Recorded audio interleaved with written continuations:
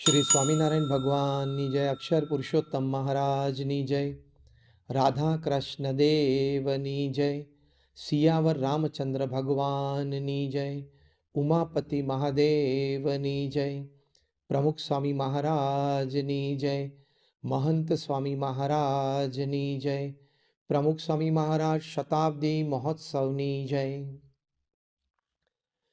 પ્રમુખ સ્વામી મહારાજ and modern management એ વિષય અંતર્ગત આપણે પ્રમુખ સ્વામી મહારાજ એન્ડ વર્ક એ વાત સમજી રહેલા legendary management consultant Peter Drucker, જેમની માટે એવું કહેવાય છે the main who invented management.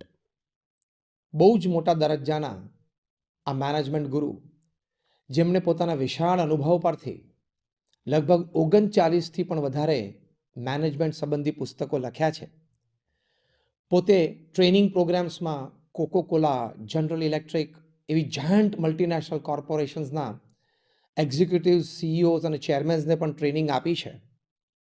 Fortune 500 કંપનીઝના એક્ઝિક્યુટિવ્સને પણ પોતે ટ્રેનિંગ આપે છે. પીટર ડ્રકર એમના વિશાળ અનુભવ પરથી એક સુંદર વાત લખે છે કે great leaders work extremely hard, they tech there jobs very personally. આ સમજવા જેવો મુદ્દો છે. And are subject to ongoing or often unfair criticism and pay a price for their success. એટલે કે આવા મહાન નેતાઓ હોય એ દરેક કામ ખૂબ ઝીણવટપૂર્વક પોતાનું અંગત માનીને જ કરે, અને ઘણી વખત એમની ટીકાઓ પણ થતી હોય, પણ fine, they go along with it. પ્રમુખ સ્વામી મહારાજના જીવનમાં આ મોટો સદગુણ દેખાતો. પ્રમુખ સ્વામી મહારાજ અમેરિકા પધારેલા, ત્યાં સત્સંગ વિચરણ નિમિત્તે પ્રમુખ સ્વામી મહારાજ હોબોકેન શહેરમાં ગયા. ત્યાં સત્સંગ સભાને બધું પૂર્ણ થયું, રાત્રે ઉતારે પધાર્યા. ત્યાં ડૉક્ટર જેસી પટેલે પ્રમુખ સ્વામી મહારાજને વાત કરી કે સ્વામી, મારી ઈચ્છા છે કે તમે મારા ઘરે પધરામણી કરો. ડૉક્ટર જેસી પટેલ હોબોકેનથી લગભગ 96 કિલોમીટર દૂર ત્યાં લોંગ બ્રાન્ચ, મેનમાઉથ કાઉન્ટીમાં પોતે રહેતા હતા. આ બાજુ બીજે દિવસે પ્રમુખ સ્વામી મહારાજને બીજે કોઈ ઠેકાણે વિચરણ માટે નીકળી જવાનું હતું. પ્રમુખ સ્વામી મહારાજ ટુક ધીસ પર્સનલી. એમણે કહ્યું કે આપણે જઈએ. પ્રમુખ સ્વામી મહારાજ લગભગ રાત્રે 9:45 વાગે સ્થાનિક હરિભક્તોને રાત્રિ ભોજન પછી મળ્યા પછી ડૉક્ટર જેસી પટેલના ઘરે જવા માટે નીકળ્યા. 1.5 કલાકે ત્યાં પહોંચ્યા. ત્યાં 1 કલાક એમના ઘરે બેઠા, વાતોચીતો કરી, હળ્યા મળ્યા. પછી પાછા આવવા માટે નીકળ્યા. પ્રમુખ સ્વામી મહારાજ લગભગ 12:30 વાગે રાત્રે ડૉક્ટર જેસી પટેલના ઘરેથી નીકળ્યા. રસ્તામાં ડ્રાઈવરની ભૂલથી એક્ઝિટ ચૂકી ગયા અને પાછો લગભગ 24 કિલોમીટરનો ચકરાવો થયો અને રાત્રે 2:15 વાગે પાછા હોબોકેન આવ્યા. અને સવારે 6 વાગ્યાથી તો પોતાનું રૂટીન એ ચાલુ રહ્યું. તો he used to take all this works very personally. ઘણી વખત પ્રમુખ સ્વામી મહારાજના કોઈ નાના મોટા કાર્ય માટે અજાણ, અજ્ઞાત લોકો ટીકા પણ કરે, પણ પ્રમુખ સ્વામી મહારાજ એ કોઈ દિવસ પોતાના મન ઉપર એ ટીકાની અસર નથી થવા દીધી. પ્રમુખ સ્વામી મહારાજને હરકિશનભાઈ મહેતાએ 1991માં મુંબઈમાં એક ઇન્ટરવ્યૂ અંતર્ગત પૂછેલું કે તમે આટલી સારી પ્રવૃત્તિઓ સમાજના ઉત્કર્ષ માટે કરો છો, પણ કદાચ કોઈ તમારી ટીકા કરે તો? પ્રમુખ સ્વામી મહારાજ તરત જ બોલ્યા કે એની તો અમને પરવા જ નથી, કારણ કે કોઈ ટીકા કરે તો અમે અંતરદ્રષ્ટિ કરીએ કે ભગવાનની દ્રષ્ટિએ, સમાજની સેવાની દ્રષ્ટિએ અમે સાચા છીએ. જો સાચા હોય તો પછી અમે એની પરવા જ નથી કરતા.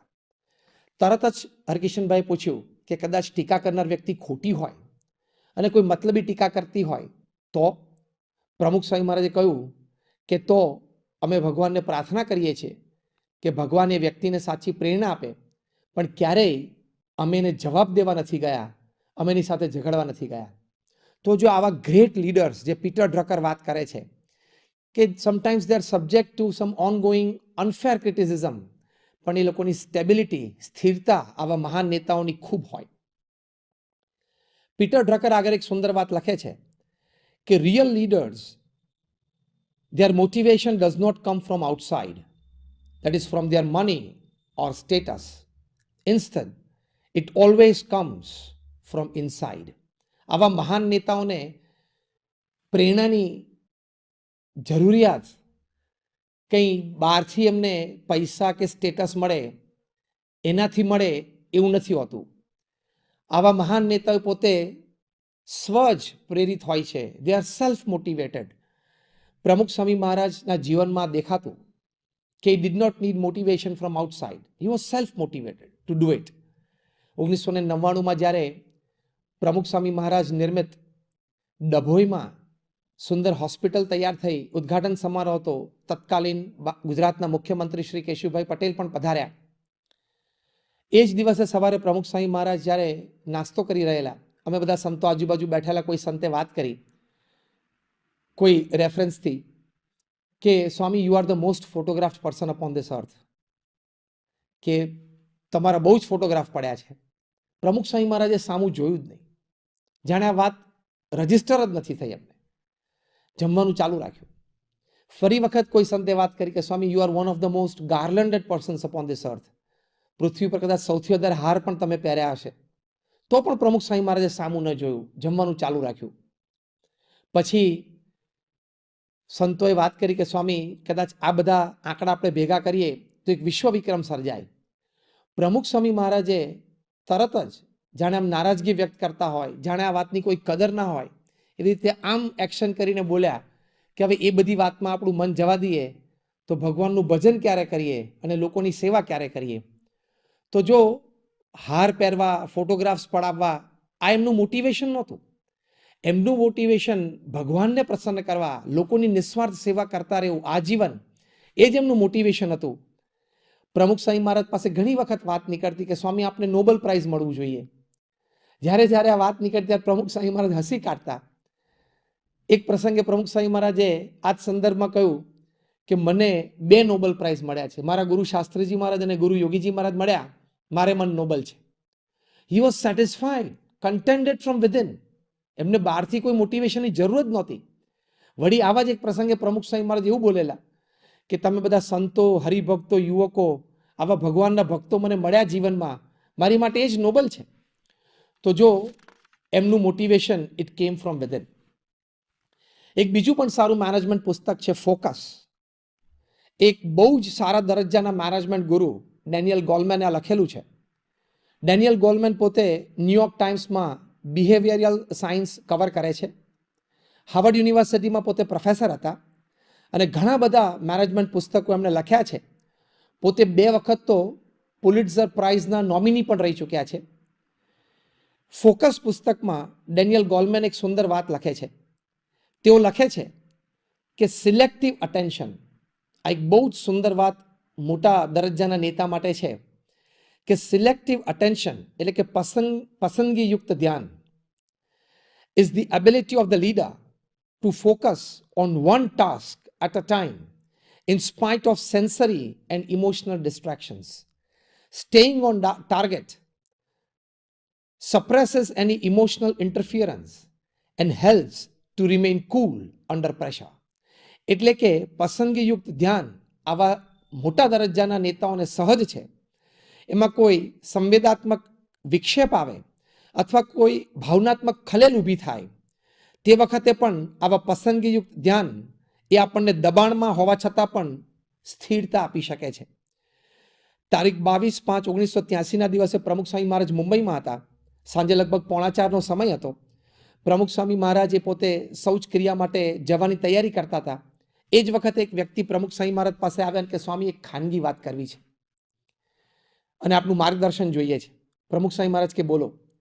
પ્રમુખ સ્વામી મહારાજ એમની વાત સાંભળતા હતા ત્યાં સુધીમાં બીજા આવ્યા, ત્રીજા આવ્યા, એમ કરીને મુલાકાતોનો દોર ચાલુ થઈ ગયો. અને આપને આશ્ચર્ય થશે કે લગભગ 3.25 કલાક સુધી પ્રમુખ સ્વામી મહારાજ આ શૌચ ક્રિયાને રોકી રહ્યા. સેન્સરી ડિસ્ટ્રેક્શન્સ ઉપર આવા મહાન નેતાનો કંટ્રોલ હોય because they are focused on their work. સાંજે લગભગ 7 વાગ્યા સુધી આ મુલાકાતીઓનો દોર ચાલ્યો.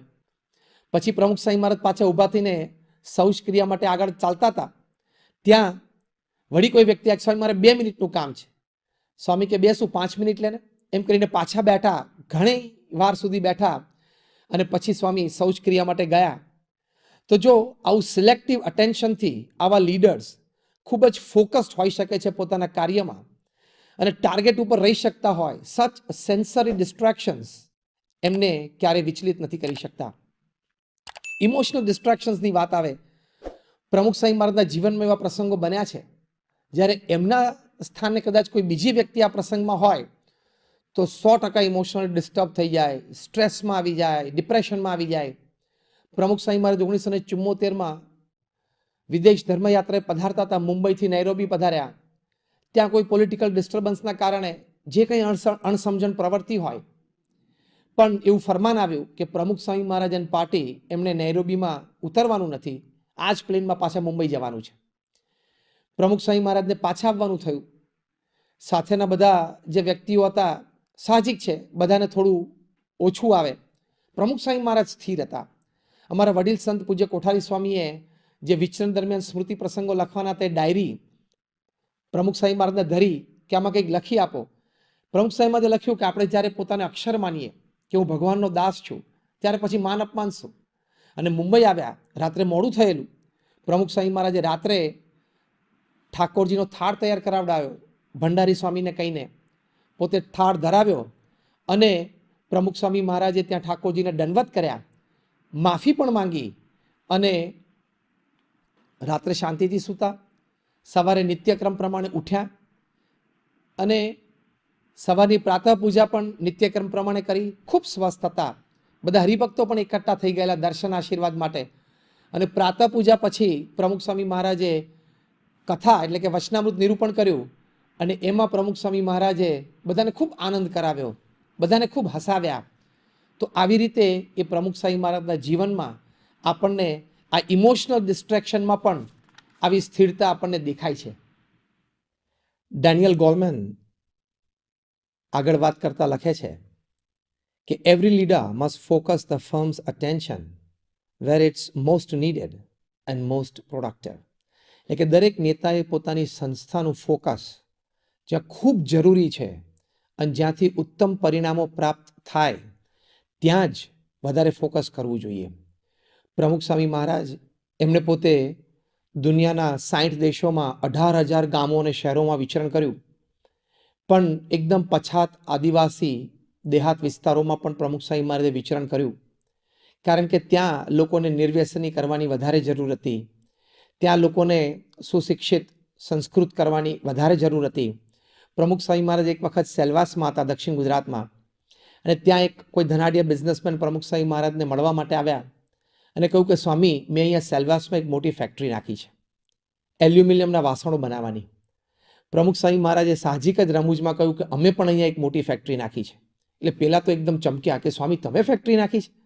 સ્વામી કે હા, અમે અહીંયા માણસ બનાવવાની ફેક્ટરી નાખી છે. તો જો એ વિસ્તારોમાં ખૂબ જરૂર હતી કે લોકો સંસ્કૃત થાય, એટલે કે એને સંસ્કાર પ્રાપ્ત થાય. પ્રમુખ સ્વામી મહારાજ એમણે એમના વિચરણ દરમિયાન આવા વિસ્તારોમાં ખૂબ સમય આપ્યો છે. દાદરા અને નગર હવેલીમાં 72 ગામડાઓમાં પ્રમુખ સ્વામી મહારાજ ઘરે ઘરે ફર્યા છે અને એમાંથી આજે 42 જેટલા પણ ગામડાઓ જે છે એ સંપૂર્ણ નિર્વ્યસની થયા છે. અહીંના લોકોને એવી ટેવ કે પોતાના જ ફળિયામાં તાડનું ઝાડ હોય અને એમાંથી તાડી એક આલ્કોહોલિક ડ્રિંક એ બનાવે અને સાંજે બધા પીવે, નાના મોટા બાઈ ભાઈ બધા. પણ પ્રમુખ સ્વામી મહારાજે આ બધાને શીખ આપી, સંસ્કાર આપ્યા, નૈતિકતા અને આધ્યાત્મિકતા પઢાવી અને આ બધા લોકોએ પોતાના ફળિયામાંથી તાડના ઝાડ કાઢી નાખ્યા કે ભવિષ્યની પેઢીને ખબર ન પડે કે અમારા બાપ દાદાઓ તાડીનું વ્યસન કરતા. તો જો પ્રમુખ સ્વામી મહારાજે અટેન્શન, આ ફોકસ આવા વિસ્તારો ઉપર ખૂબ આપ્યું છે અને ત્યાંની પ્રજાનો પણ સર્વાંગી વિકાસ, સર્વાંગી ઉત્કર્ષ કર્યો છે. અન્ય એક મેનેજમેન્ટ પુસ્તક જે પણ વિશ્વ પ્રસિદ્ધ થયું છે એ છે કન્ટેજિયસ, એટલે કે આમ ગુજરાતીમાં એનો અર્થ સમજીએ તો સાંસર્ગિક. Contagious why things catch on. આ પુસ્તકમાં ઓથર જોના બર્ગર, જે પોતે વોર્ટન સ્કૂલ ઓફ બિઝનેસમાં પ્રોફેસર છે, એ પોતે સમજાવે છે કે to promote your product, service or idea generate social contagion, એટલે કે એક સામાજિક ચેતના તમે ઊભી કરો. Voluntary widespread word of mouth, કે તમારો પ્રોડક્ટ અથવા આઈડિયા એને સમાજમાં વ્યાપક પ્રચાર માટે તમે એક સામાજિક ચેતના ઊભી કરો કે લોકો પોતે એની વાતો કરતા થઈ જાય. પ્રમુખ સ્વામી મહારાજે જ્યારે 1992માં સ્વામિનારાયણ અક્ષરધામ ગાંધીનગર બનાવ્યું, ઉદ્ઘાટન સમારોહ પૂરો થયો પછી વધારે લોકો ત્યાં અક્ષરધામ આવીને પોતાનું જીવન ઉન્નત બનાવે એ હેતુથી એક મિટિંગ અંતર્ગત ઘણી ચર્ચા થયેલી કે આપણે આ અક્ષરધામનો પ્રચાર પ્રસાર કેવી રીતે કરવો. એમાં ઘણા બધા બિલબોર્ડ્સ કરવા ઇત્યાદિ સજેશન કર્યા, પણ પ્રમુખ સ્વામી મહારાજે ખૂબ સુંદર સજેશન કર્યું કે જો આપણે અક્ષરધામ એવું બનાવ્યું છે કે જે જોશે ને એ બીજાને વાત કર્યા વગર રહી નહીં શકે, માટે આપણે પ્રચાર માટે બીજા કોઈ માધ્યમોની જરૂર જ નથી, દરેક જણ આની વાત કરશે જ. અને ખરેખર એવું બન્યું અને આજ સુધી સ્વામિનારાયણ અક્ષરધામ ગાંધીનગરમાં અવિરત પ્રવાહ લોકોનો ચાલુ છે. તો આવી રીતે આવા મહાન નેતાઓ પોતે એવું સુંદર કાર્ય કરતા હોય છે અને કાર્યથી એક સામાજિક ચેતના ઊભી થતી હોય છે, વધારે ને વધારે લોકો આ કાર્યમાં જોડાતા હોય છે. સ્ટીવ જોબ્સના નામથી આપણે બધા ખૂબ પ્રભાવિત છીએ. સ્ટીવ જોબ્સ પોતે co founder, chairman and CEO of Apple, જે એક વિશ્વ પ્રસિદ્ધ કંપની. અને એપલ ઓલવેઝ અને સ્ટીવ જોબ હંમેશા he believed in quality products. અને સ્પેશિયલી જ્યારે સ્ટીવ જોબ્સ એપલમાં પાછા આવ્યા 1997માં to take care of an ailing Apple, અને પછી જે રીતે એમણે નેતૃત્વ પૂરું પાડ્યું, મુખ્ય હેતુ ક્વોલિટી પ્રોડક્ટ્સ રાખીને, કે 1997 પછી 10 જ વર્ષમાં એપલનો માર્કેટ શેર એ 36 ટાઈમ્સ વધી ગયો. Thanks largely of course to the success of iPod, iTunes, એ બધાના સક્સેસ, અને પછી આઈફોન આવ્યો. આજે તમને આશ્ચર્ય થશે કે દર 10 સેકન્ડે આઈફોન 100 વેચાય છે, એટલે કે એવરી સેકન્ડ 10 આઈફોન્સ આર સોલ્ડ. અને અત્યારે એપલનું રેવન્યુ છે 26,000 કરોડ US$. બિઝનેસ સર્કલ્સ એવું કહે છે કે Steve Jobs had a passion for quality. જો કાર્યની દ્રષ્ટિએ આવા મહાન નેતાઓ છે, they have a passion for quality, quality products આપે.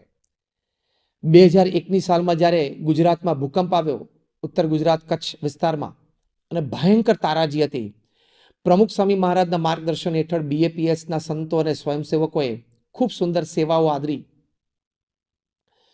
અને એ વખતે જ્યારે ઇનિશિયલ રિલીફ વર્ક પછી રિહેબિલિટેશન શરૂ થયું, BAPS સંસ્થાએ લગભગ 9 ગામો દત્તક લીધા અને પુનર્વસનનું કામ ચાલુ કર્યું.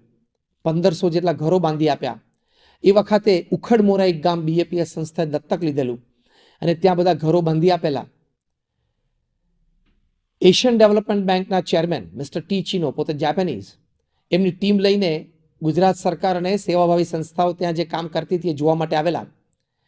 ઉખડમોરા ગામે આવ્યા, આ ઘર જોયા, પોતે રાજી થયા અને પોતે જાતે ક્વોલિટી ચેક કરી. અને પછી એશિયન ડેવલપમેન્ટ બેંકે ટી ચીનોએ પોતે કહ્યું કે we will join the government of Gujarat in scheme 1.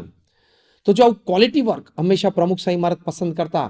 લંડનમાં જે ભવ્ય શિખરબદ્ધ મંદિર 1995માં બાંધ્યું, તે વખતે રીડર્સ ડાયજેસ્ટ, દુનિયાનું એક અવ્વલ નંબરનું મેગેઝિન, એમણે આર્ટિકલ લખ્યો ને એમાં લખ્યું કે this is the 8th wonder of the world. એટલે આવી ક્વોલિટી વર્કમાં પ્રમુખ સ્વામી મહારાજ માનતા અને ક્વોલિટી વર્ક પ્રોડ્યુસ કરતા. 1992માં જે યોગીજી મહારાજનો શતાબ્દી મહોત્સવ ઉજવાયો, એ ફેસ્ટિવલમાં 17,000 સ્વયંસેવકો નિસ્વાર્થ ભાવે સેવા કરતા હતા. આ બધા યુવાનોને સેવા કરતા જોઈને જૈનાચાર્ય સુશીલ કુમારજી ખૂબ પ્રભાવિત થયેલા અને પોતે મુખ્ય મંચ ઉપરથી પ્રવચનમાં બોલેલા કે after seeing this festival I am speechless with emotions. What a wonderful work done by Pramukh Swami Maharaj. પછી એમણે કહ્યું કે for this world only one Pramukh Swami is enough. He will generate thousands of Pramukh Swami and unburden the load of the world. એટલે કે એવા આદર્શ યુવાનો, આદર્શ વ્યક્તિઓ પ્રમુખ સ્વામી મહારાજ તૈયાર કરશે. તો જો પ્રમુખ સ્વામી મહારાજ હંમેશા ક્વોલિટી પ્રોડક્ટ્સમાં માનતા, આ પ્રમુખ સ્વામી મહારાજના કાર્યની ખૂબ મોટી વિશેષતા હતી. પ્રમુખ સ્વામી મહારાજ એન્ડ મોડર્ન મેનેજમેન્ટમાં જે ત્રીજો દ્રષ્ટિકોણ આપણે જોવો છે એ પ્રમુખ સ્વામી મહારાજ એન્ડ વેલ્યુઝ, એટલે કે પ્રમુખ સ્વામી મહારાજ અને મૂલ્યો. પ્રમુખ સ્વામી મહારાજ હંમેશા મૂલ્યોમાં માનતા. મૂલ્યો દ્વારા જ કાર્ય કરવું એમાં પોતાની દ્રઢ માન્યતા હતી. એક સુંદર મેનેજમેન્ટ પુસ્તક mindset the new psychology four success, એમાં લેખિકા કેરોલ ડ્વિક એક સુંદર વાત લખે છે કે such leaders have a closed mindset, that is a fixed mindset in regard to some traits, and an open mindset in regard to certain other traits.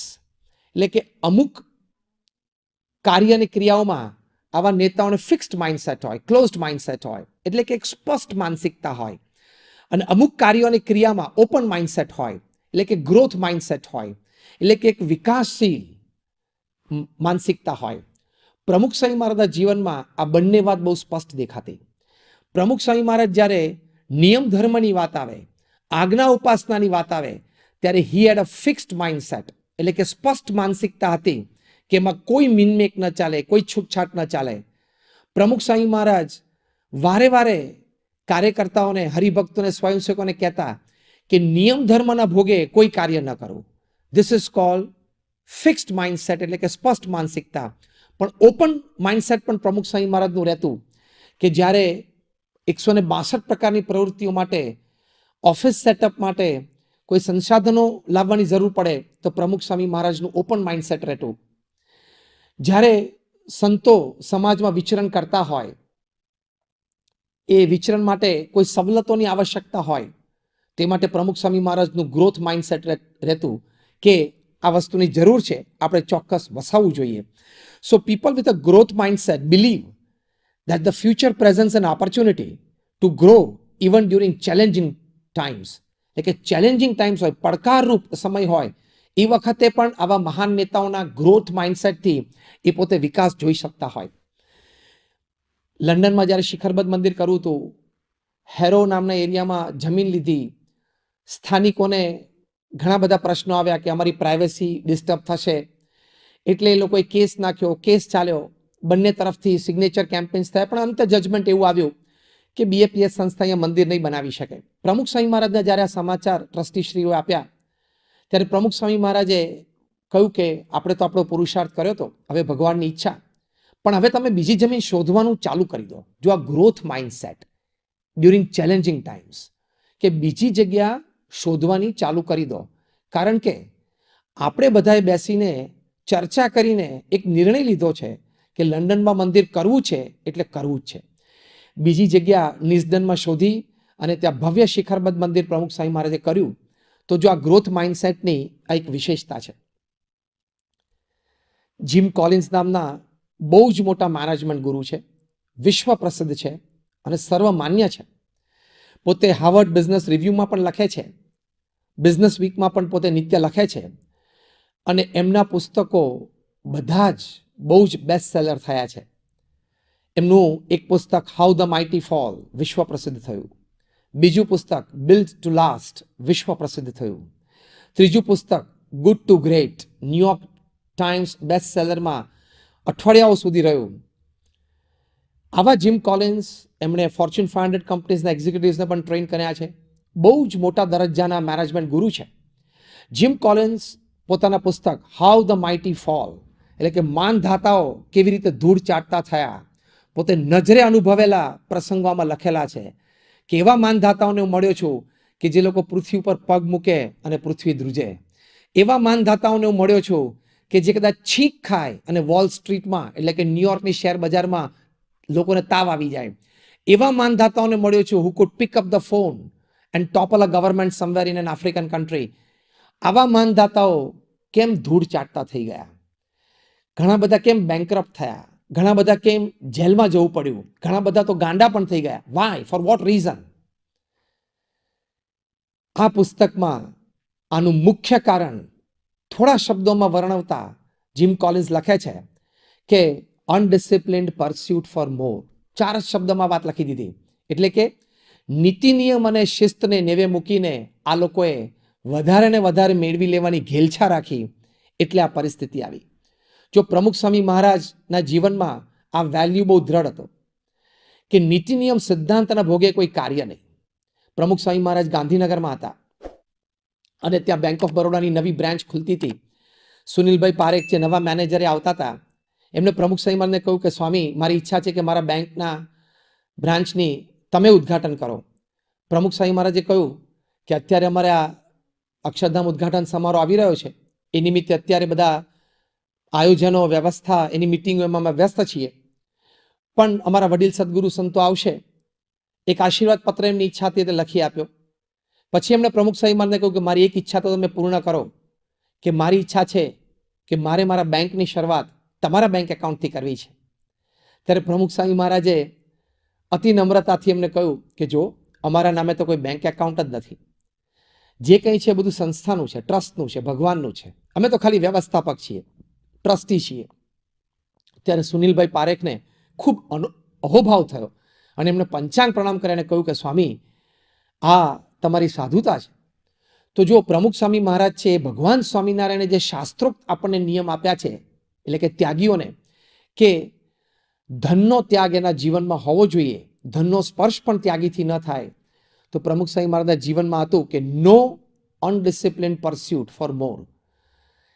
વધારે ને વધારે મેળવી લેવાની ઘેલછામાં અથવા તો વધારે વિકાસ કરવાની ઘેલછામાં જે સંત માટેના નિયમ આપ્યા છે એમાં કોઈ મિનમેક નહીં, કોઈ છૂટછાટ નહીં.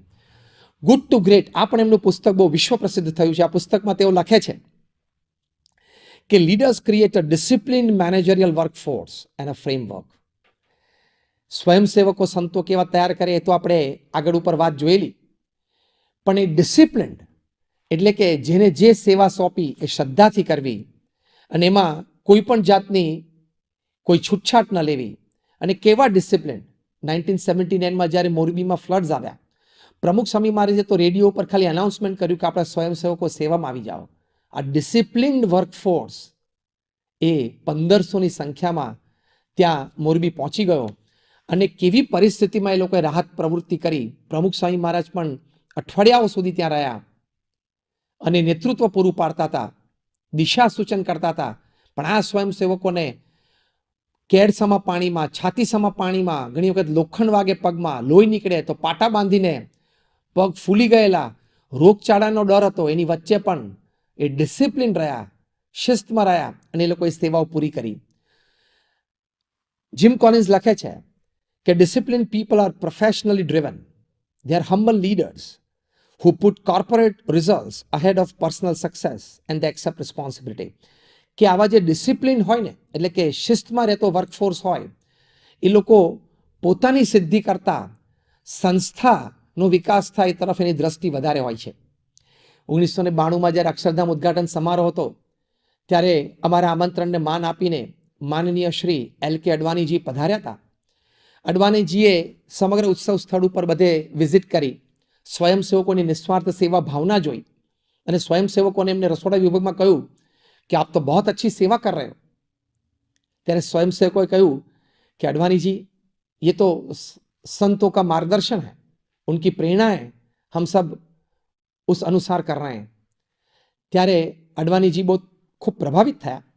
પછી વડીલ સંતોને મળ્યા ત્યારે એમને કહ્યું કે स्वामी जी आप तो ये बहुत अच्छा कार्य कर रहे हैं, समाज को इससे बहुत बड़ा लाभ होगा.